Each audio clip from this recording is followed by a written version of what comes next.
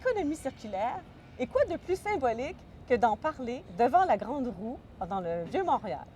Alors, nous avons le plaisir de recevoir Mme Mélanie McDonough, qui est coordonnatrice à l'Institut d'environnement, de développement durable et d'économie circulaire.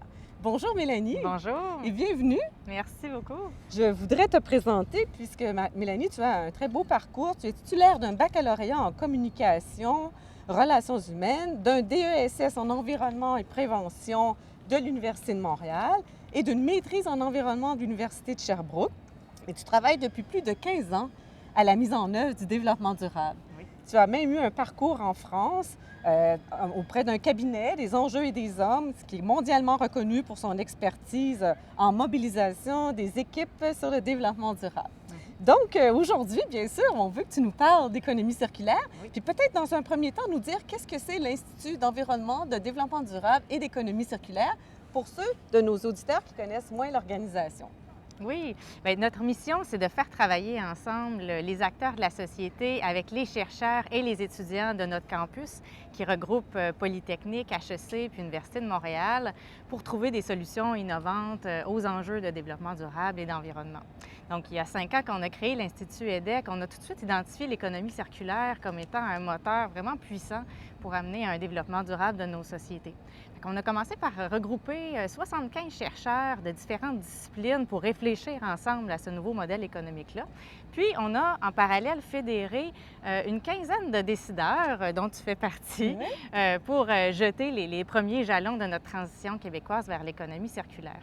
Puis, depuis ce temps-là, nous, notre travail à l'Institut EDEC, c'est d'être cette interface entre le milieu universitaire et les acteurs de la société pour identifier ensemble les priorités, monter des projets, soit des projets de recherche-action, des projets étudiants, par exemple, pour identifier des meilleures solutions. Ça peut prendre la forme de nouvelles technologies, de modèles d'affaires et de transférer toutes les connaissances qui sont générées à un maximum d'acteurs au Québec. Et c'est aussi de mobiliser les entreprises. Hein? Bien oui, on va en parler un peu plus, mais est-ce que tu pourrais nous dire en langage assez simple, qu'est-ce que c'est l'économie circulaire? Oui, bien, le défi auquel ça répond, c'est aussi simple à comprendre que complexe à mettre en œuvre. Effectivement. Parce qu'on est nettement plus nombreux aujourd'hui à se partager toujours la même planète. Et ça fait des décennies que chaque année, on surconsomme la quantité de ressources que cette planète-là arrive à fournir.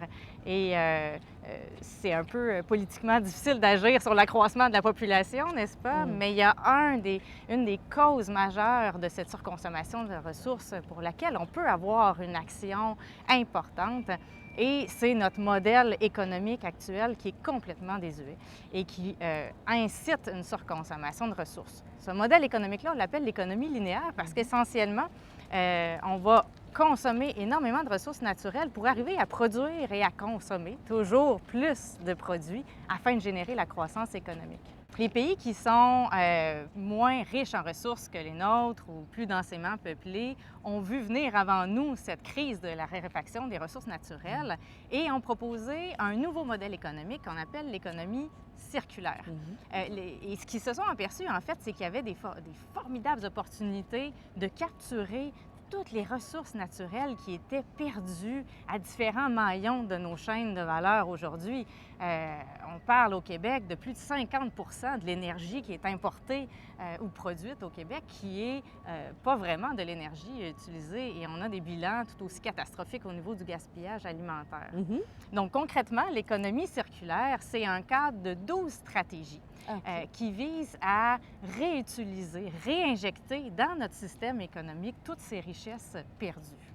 On a d'abord un premier bloc de stratégies qui permettent d'utiliser plus intensément les produits, les biens qui sont actuellement sous-utilisés. Pensez à tout ce qui dorme dans vos entrepôts, dans vos garde-robes, tous les terrains inoccupés, comme autant d'actifs qui auraient pu être loués ou partagés.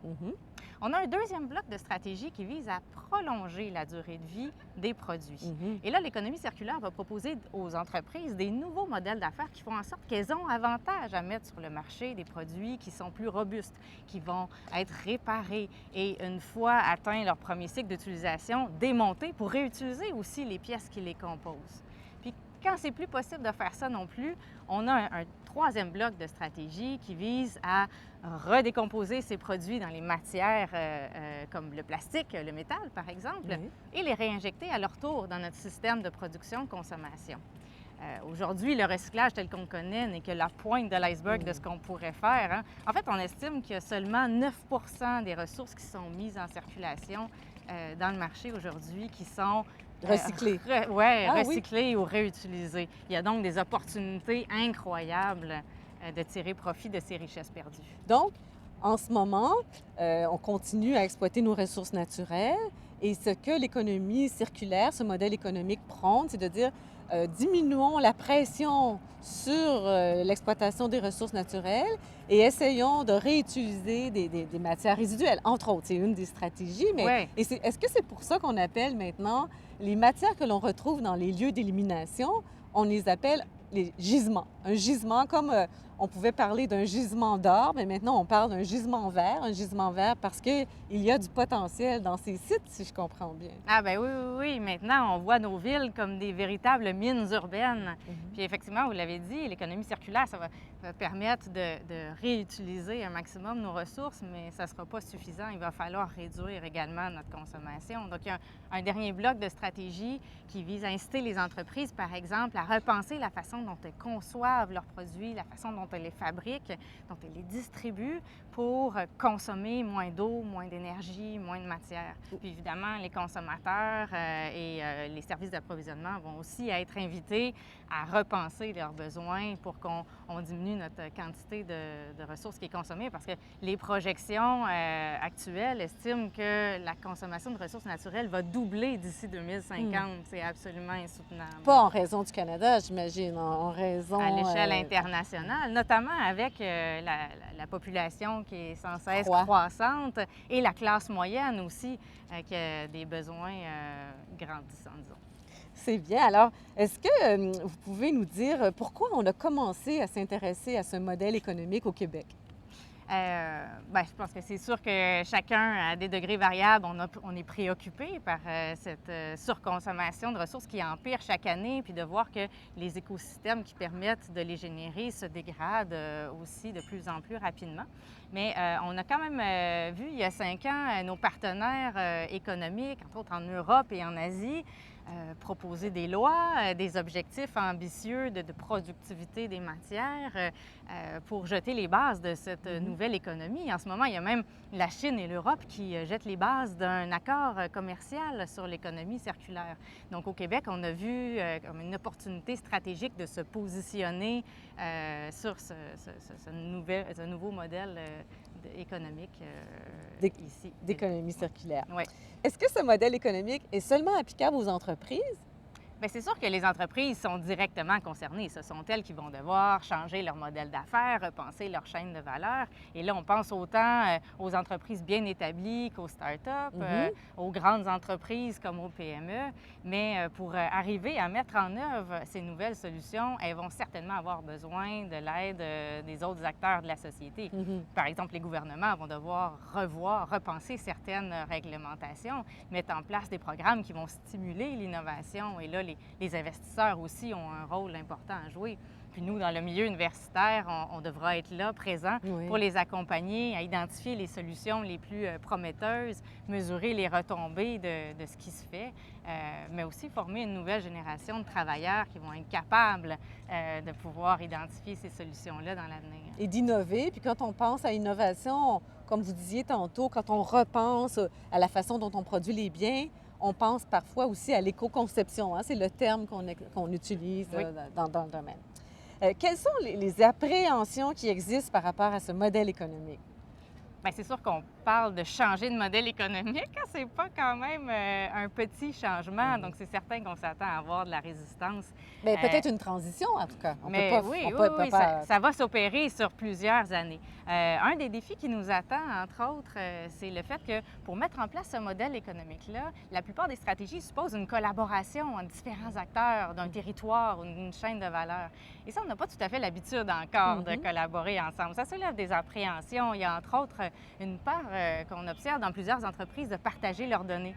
Or, c'est absolument essentiel si on veut arriver à identifier les principaux points chauds sur lesquels agir en priorité et à mesurer aussi les résultats de ce qui va être opérationnalisé par les entreprises. Donc ça fait partie des appréhensions Oui, majeures. les secrets industriels et commerciaux. Donc, Ouais. c'est de trouver comment échanger de l'information, mais sans que ce soit les secrets industriels et commerciaux. Ouais. Je pense qu'il y a une possibilité d'échanger des données sur les matières premières dont on a besoin, les matières résiduelles dont on dispose, sans partager nécessairement les secrets commerciaux et Effectivement. industriels. Donc, pour rassurer les gens là-dessus, pour rassurer les gens aussi, les entreprises, sur le fait qu'il y a déjà des consommateurs qui sont prêts à embarquer. Les gouvernements sont à l'écoute pour pouvoir ajuster leurs lois, leurs réglementations. Il y a des investisseurs intéressés par ce nouveau modèle économique-là. Donc, parce qu'on a quand même pas mal de sensibilisation et de pédagogie à faire pour rassurer les entreprises face à l'amorce de cette transition, parce qu'il y a quand même pas mal d'entreprises qui sont prêtes à embarquer dans le défi aujourd'hui. Puis moi, je me disais, en me préparant pour cet entretien, je me disais, mais il y a beaucoup d'entreprises qui avaient déjà implanté, si on peut dire, ce modèle. On l'appelle l'écologie industrielle aussi, Oui. où en fin de boucle, en fin de cycle d'un procédé, souvent, il y a des retailles d'un produit quelconque qu'on réinjecte dans le procédé, ou ça peut s'en aller chez une compagnie sœur. Cette compagnie sœur peut recycler le produit et ça revient. Donc, je dirais, de façon naturelle, certaines entreprises ont déjà implanté un modèle d'écologie industrielle, d'économie circulaire. Bien oui, effectivement, il y a déjà plein d'exemples au Québec sur lesquels on peut s'appuyer. Puis c'est vrai qu'on a une belle expertise sur l'écologie industrielle. Dans à peu près toutes les régions québécoises, il y a des gens dont c'est le travail de faire ces maillages entre les entreprises pour que les rejets de l'une deviennent les intrants de l'autre, pour qu'ils puissent mutualiser des équipements, par exemple. Donc ça, c'est une belle force qu'on a.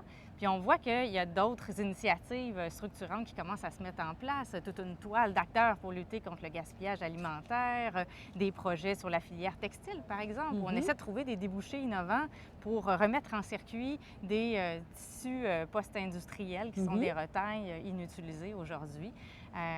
Et on voit évidemment aussi des initiatives sur le plastique à l'échelle internationale. Puis au Québec, c'est quand même le sujet de l'heure. On est en train d'inventer, en fait, plein de solutions.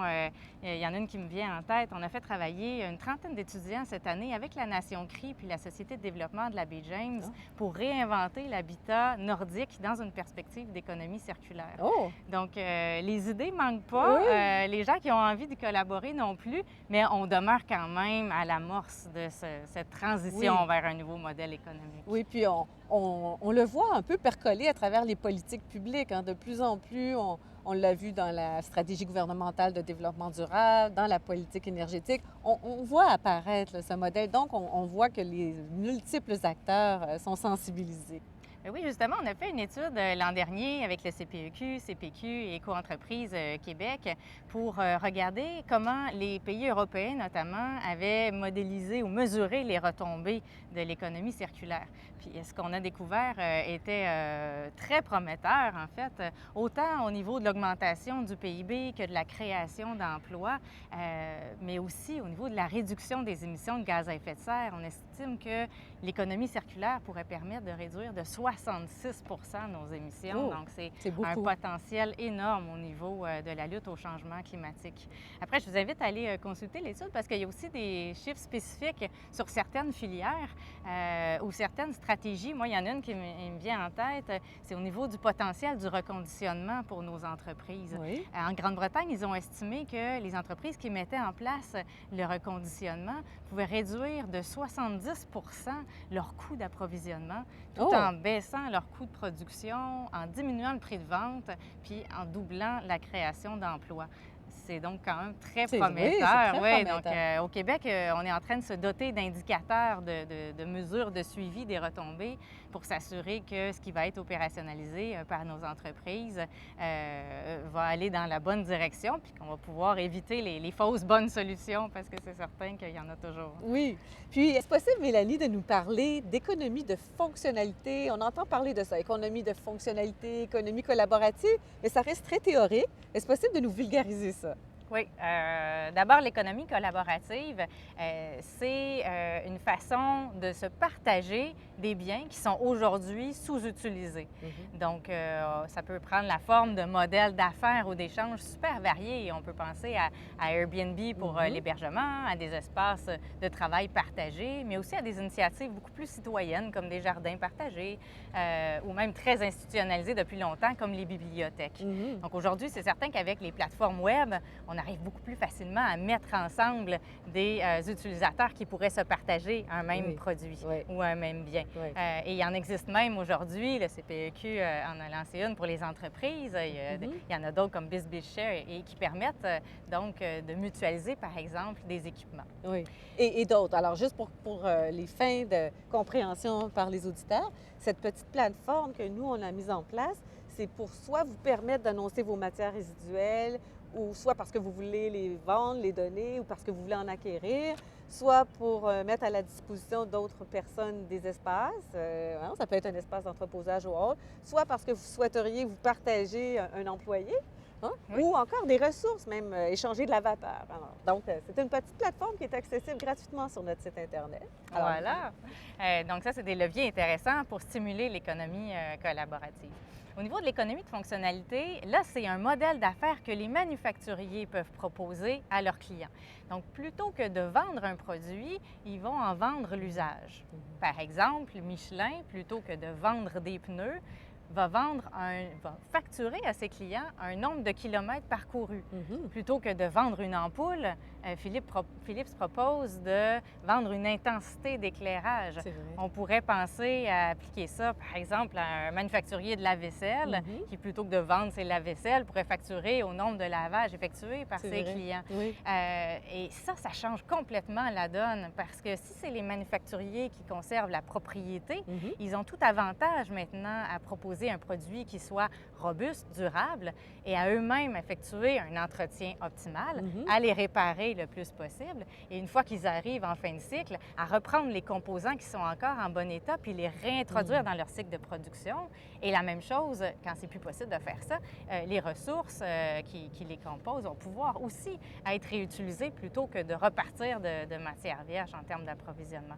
C'est donc un modèle d'affaires super puissant pour prolonger la durée de vie des produits. Oui, puis les études qui ont été faites jusqu'à maintenant montrent que ce serait économiquement très, très intéressant, autant pour les entreprises que pour leurs clients. Très bien. Et puis, j'ai une autre question concernant les gains cette fois-ci. Alors, les espoirs et les gains que ce modèle économique peut susciter. Bien, j'ai parlé tout à l'heure des retombées économiques, des retombées en termes de gaz à effet de serre. C'est sûr que c'est très, très, très prometteur en soi. Mais ça stimule aussi au niveau des entreprises l'espoir qu'on va pouvoir avoir une meilleure résilience, entre autres, face à la volatilité des cours, face à l'augmentation du coût des marchés, du coût des matières premières, pardon, et face au risque d'approvisionnement des matières qui va s'accentuer au cours des prochaines années. À l'échelle du Québec, ça suscite aussi l'espoir que ça donne des solutions plus durables à la crise du recyclage depuis 2018, là, suite à la fermeture des marchés chinois, pour qu'on puisse vraiment avoir des débouchés locaux qui soient proposés pour ces matières recyclées qui ne trouvent plus preneur aujourd'hui. Oui, puis ça crée des nouvelles entreprises. Il y a des nouvelles entreprises qui ont décidé d'offrir des services dans le domaine du recyclage du plastique, entre autres. Oui, donc, on voit émerger toutes sortes de belles entreprises. Oui. Quel serait votre plus grand souhait par rapport à l'économie circulaire au Québec? Bien, moi, mon souhait, c'est que l'économie circulaire, la transition s'effectue assez rapidement pour qu'on soit capable de faire face à la raréfaction des ressources parce que c'est certain que malheureusement, il va y avoir des conflits d'usage entre différentes filières à l'avenir pour des ressources qui deviennent de plus en plus rares et de plus en plus difficiles à l'exploiter à un coût optimal. Donc, j'espère qu'on va avoir appris à collaborer assez ensemble pour que quand cette crise-là, quand ces conflits d'usage vont survenir, qu'on soit capable d'y faire face d'une façon intelligente, à la fois au Québec, mais aussi avec nos partenaires à l'échelle internationale. Moi, je pense que vous devez demeurer très rempli d'espoir parce qu'on en entend parler partout. Et même dans le milieu gouvernemental. Donc, je pense qu'il faut demeurer optimiste. Maintenant, nous terminons toujours nos balados avec 5 questions plus personnalisées en vous demandant la première, quel est votre mot préféré dans le domaine du développement durable? Moi, c'est le mot besoin. Je pense que quand j'étais enfant, on me posait souvent cette question-là à moi et mes amis. Est-ce que tu en as vraiment besoin? Et je trouve que c'est une question qui s'est un petit peu perdue au fil du temps puis qui tend à revenir et j'en suis très contente. Et qui est très appropriée dans le domaine de l'économie circulaire. N'est-ce pas? Et qui vous inspire le plus ou qui vous admirez le plus dans le domaine du développement durable? Il va sûrement être très surpris que je dise ça parce qu'il est très humble, mais je dirais Manuel Marigny. Oui? C'est un professeur au CIREG spécialisé en analyse de cycle de vie. Et c'est un homme qui a vraiment une vision super globale et critique des choses, mais à la fois avec un esprit très pragmatique et qui amène toujours des bonnes idées avec le sourire. C'est vraiment un plaisir de travailler avec lui. Oh, tant mieux! Oui. Et puis, sur une échelle de 1 à 10, où croyez-vous que le Québec en est en termes de développement durable? C'est pas propre au Québec, mais je dirais moins 10. Je vois pas très comment je pourrais. pessimiste, hein? Non, je suis pas pessimiste, mais je vois pas comment je pourrais donner une note positive alors qu'il y a un gaspillage aussi grand de ressources, puis qu'à côté de ça, il y a des gens, même au Québec, qui n'ont pas réponse encore à leurs besoins de base. Donc, je pense qu'on est encore loin de pouvoir parler d'un développement durable, malheureusement. Donc, qu'est-ce que vous diriez par rapport à ce dont on devrait être le plus fier au Québec en développement durable? Bien, moi, la fierté, je la vois dans les yeux de tellement de gens avec qui je travaille depuis 15 ans dans ce domaine-là. C'est plutôt à eux que j'ai envie de rendre hommage en général parce qu'il y a des gens, autant dans les gouvernements, les entreprises, le milieu académique, qui se donnent corps et âme au quotidien pour faire bouger les choses. Donc, on a vraiment une belle collaboration qui commence en plus à se tisser entre ces acteurs-là. Donc, je pense que de ça, on peut être très fiers. Ouais. Puis ma dernière question, c'est un animal, une plante ou un arbre dans lequel vous souhaiteriez vous réincarner? Ça dépend de ce qu'on va avoir réussi à faire d'ici à ce que je meure. Si on est bon, j'aimerais être un oiseau pour survoler des belles forêts. Mais si la tendance se maintient qu'on ne l'est pas, je dirais plutôt un ver de terre pour garder un semblant de santé mentale. Mais je vais garder ma réponse sur les oiseaux parce que oui, je demeure optimiste il faut malgré demeurer tout. optimiste. Mélanie, merci beaucoup pour cet entretien. C'était très intéressant et très instructif aussi. Ça fait plaisir. Merci de l'opportunité. Merci.